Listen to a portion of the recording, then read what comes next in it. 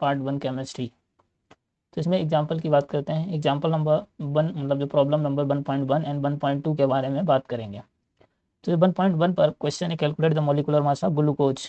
Glucose molecule का हमें molecular mass calculate करना है। तो ऐसे मतलब इसका मॉलिक्यूलर मास कैसे कैलकुलेट करते हैं। तो मॉलिक्यूलर मास ऑफ ग्लूकोज की बात करें तो इसके पास ग्लूकोज कार्बन एटम और हाइड्रोजन एटम और ऑक्सीजन एटम है। तो कार्बन के 6 एटम है, हाइड्रोजन के 12 एटम है एंड ऑक्सीजन के भी 6 एटम है।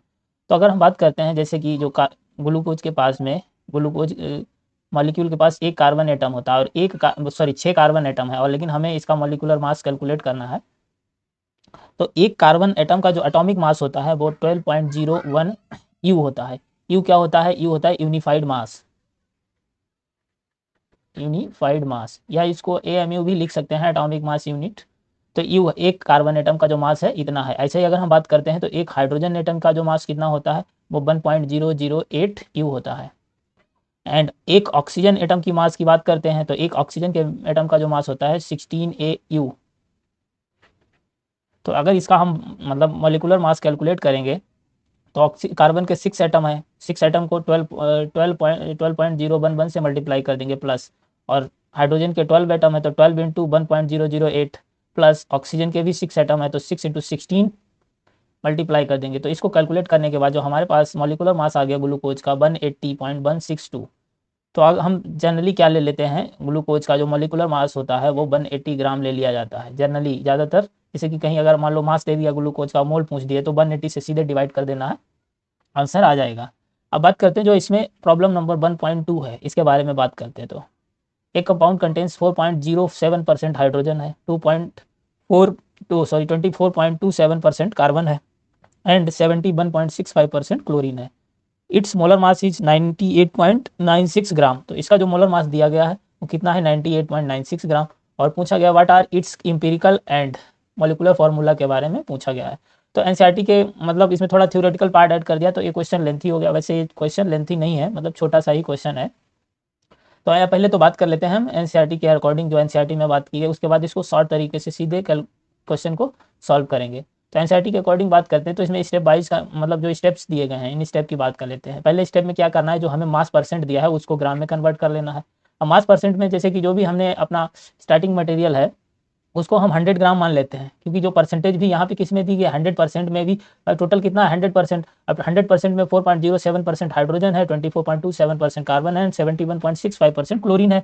तो ऐसे ही अगर हम बात करते हैं तो 100 ग्राम अगर हम मटेरियल ले लेते हैं, तो जो कंपाउंड है उसको मान लिया कि 100 ग्राम था वो स्टार्टिंग मटेरियल। अब 100 ग्राम था, अब इसको अगर हम ग्राम में कन्वर्ट करेंगे तो 100 ग्राम में कितना होगा? 4.07 ग्राम क्या हो गया? ये हो गया हाइड्रोजन। एंड ऐसे ही बात करेंगे 24.27 ग्राम क्या हो गया? कार्बन। और 71.65 ग्राम क्या हो गया? क्लोरीन। तो ये हो गया ग्राम में कन्वर्ट। तो यही लिखा है, since we are having mass percent it is convenient to use 100 gram of the compound as the starting material. मतलब अपनी सुविधा के लिए कन्वीनियंटली यूज कर लिया, 100 ले लिया 100 ग्राम। अगर कुछ और लेंगे तो कैलकुलेशन थोड़ा मतलब कठिन हो जाएगा, तो हमने सुविधा के लिए 100 मान लिया। तो 100 मान लिया, 100 में इतना इतना सबका वेट है।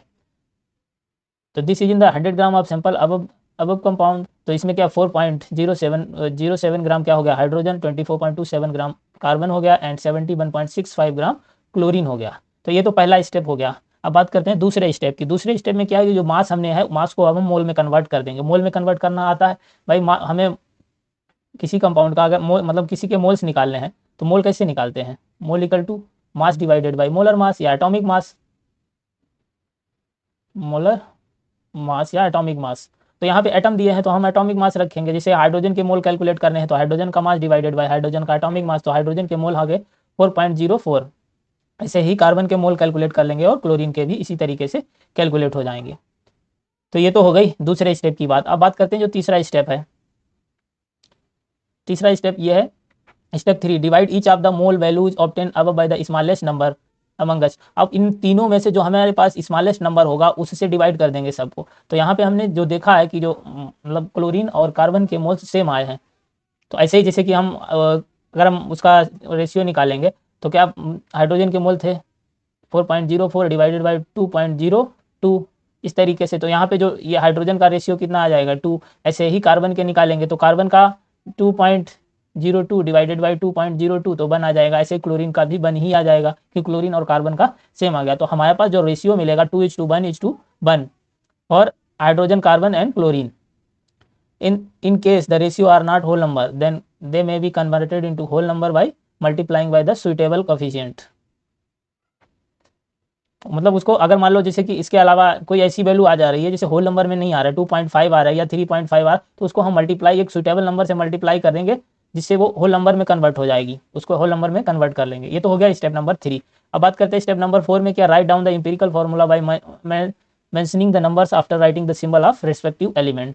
तो हमको एम्पिरिकल फॉर्मूला लिखना है। अब हमारे पास जो रेशियो आया है हाइड्रोजन 2 कार्बन 1, सॉरी कितना, हाइड्रोजन का कितना आया, हाइड्रोजन, कार्बन एंड क्लोरीन का जो रेशियो आया 2:1:1। तो हम इसका अगर एम्पिरिकल फॉर्मूला लिखते हैं तो कार्बन कितना है 1, हाइड्रोजन कितना है 2 और क्लोरीन भी 1 है। तो इसका जो एम्पिरिकल फॉर्मूला आ गया CH2Cl। तो ये हमने एम्पिरिकल फॉर्मूला लिख लिया। ये हो गया स्टेप नंबर 4। स्टेप नंबर क्या है, मॉलिक्यूलर फॉर्मूला लिखना है। मॉलिक्यूलर फॉर्मूला में 3 स्टेप हैं। तो इसमें ए स्टेप की पहले ए की बात करते हैं। तो इसमें क्या, determine the empirical formula mass by adding the atomic mass of various atoms present in the empirical formula. तो हमें क्या निकालना है, पहले एम्पिरिकल फॉर्मूला मास कैलकुलेट कर लेना है। जैसे कि CH2L ये एम्पिरिकल फॉर्मूला आया, CH2Cl इसका एम्पिरिकल फॉर्मूला आया, तो इसका हमें कैलकुलेट कर लेना है एम्पिरिकल फॉर्मूला मास।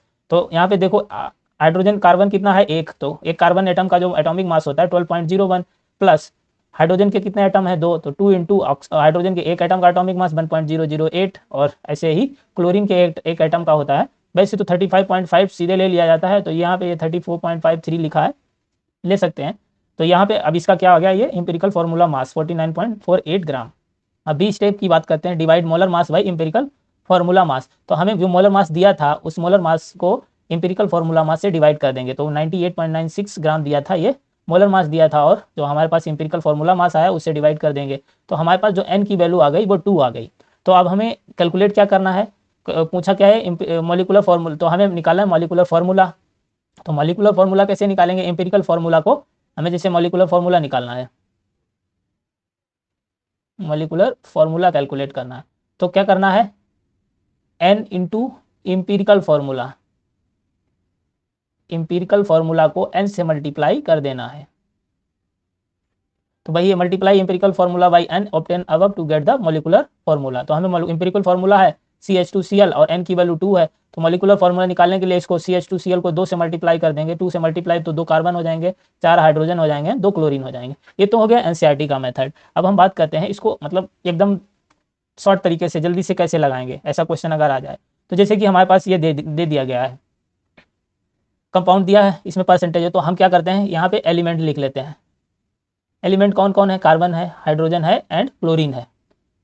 फिर हम इसको जो परसेंटेज दी है, अब इसको सीधे डायरेक्ट मतलब कुछ भी नहीं करना है, डायरेक्ट जो परसेंटेज है बस परसेंटेज की जगह पे हमें ग्राम लिख देना है। तो 4.07 ग्राम हो गया, 24.27 ग्राम हो गया, जो परसेंटेज है उसकी जगह ग्राम लिख देना है। ऐसे 71.65 ग्राम हो गया। अब अगले स्टेप में क्या, ये तो हो गया इसका वेट मास, ठीक है, ये इसका मास हो गया। अब हम इसको एटॉमिक रेशियो निकाल लेते हैं। एटॉमिक रेशियो क्या होगा, एटॉमिक रेशियो निकाल लेते हैं। एटॉमिक रेशियो निकालेंगे तो इसका मास को इसके एटॉमिक मास से डिवाइड कर देना है। तो कार्बन की बात करते हैं, सॉरी ये उल्टा लिख गया है यहाँ पे, जो ये है ये रिवर्स हो गया है, क्योंकि यहाँ पे वहाँ पे हाइड्रोजन पहले दिया है लेकिन यहाँ पे हमने कार्बन पहले लिख लिया है। तो जो कार्बन का है वो 24.27 ग्राम दिया है और हाइड्रोजन का है 4.07 ग्राम हो गया। तो इसको एटॉमिक मास से डिवाइड कर देना है। तो हम इसका 24.27 डिवाइडेड बाई 12.01 से डिवाइड कर देंगे, तो ये वैल्यू मान अप्रॉक्स में 2 आ जाएगी, ठीक है, 2 आ गई, वैल्यू कितनी आ गई 2। हाँ कार्बन का है, कार्बन 2 आ गई। ऐसे ही हम हाइड्रोजन की बात करेंगे, तो हाइड्रोजन इसको डिवाइड करेंगे, हाइड्रोजन का 1.008 होता है, तो ये वैल्यू 4 आ जाएगी, 4 के आसपास। ऐसे ही हम क्लोरीन की बात करते हैं, 71.65 डिवाइडेड बाई 35.5 से डिवाइड करेंगे तो ये भी वैल्यू 2 आएगी। अब ये वैल्यू आ गई, अब ये क्या आ गया, हम इसका सिंपल रेशियो निकाल लेंगे। तो यहाँ पे तो अभी मेरे पास क्या आ गया, कार्बन, हाइड्रोजन एंड क्लोरीन का जो रेशियो आ गया है वो 2:4:2 आ गया। तो हमें सिंपल रेशियो में कन्वर्ट कर देना है। सिंपल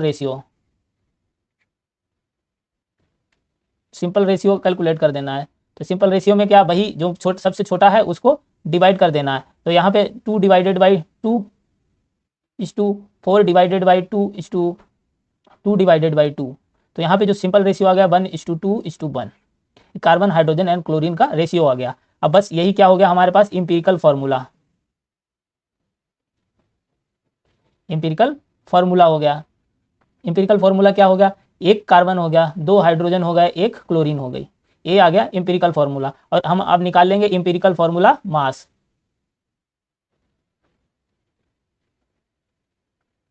इंपीरिकल फार्मूला मास, तो हम एक कार्बन का कितना होता है 12 प्लस एक हाइड्रोजन का 1.008, तो सीधे हम 2 मान लेते हैं, प्लस ऐसे ही एक क्लोरीन का 35.5, 2 हाइड्रोजन है तो 2, तो इसको ऐड करेंगे 14 हो गया, 14 प्लस 35.5, तो ये कितना आ जाएगा, ये अप्रॉक्स में आ जाएगा 49.5, ये आ जाएगा। ये तो हो गया इंपीरिकल फार्मूला मास। और हमें अब n की वैल्यू निकालनी है, तो n क्या होता है, n होता है molar mass divided by empirical formula mass, empirical formula mass, इसको डिवाइड कर देना। ये हमें दिया है 98.96 डिवाइडेड बाई 49.5, तो ये वैल्यू 2 के आसपास आ जाएगी। तो हमारे पास n की वैल्यू कितनी आ गई 2। और अब हमें क्या कैलकुलेट करना है, हमें निकालना है मॉलिक्यूलर फार्मूला। तो मॉलिक्यूलर फार्मूला के लिए क्या फार्मूला है, molecular formula equal to n into empirical formula. Empirical formula को n से मल्टीप्लाई कर देना है, तो n की वैल्यू 2 है, C और इंपीरिकल फार्मूला CH2Cl आया, तो हमारे पास मॉलिक्यूलर फार्मूला हो गया C2H4 एंड Cl2, यही आ गया आंसर। बस इस तरीके से सॉल्व करना है, और बाकी तो और प्रैक्टिस करोगे तो ये और जल्दी सॉल्व हो जाएगा। Okay, thank you for watching video. Please channel को सब्सक्राइब कर लेना अगर वीडियो पसंद आ रहा हो तो।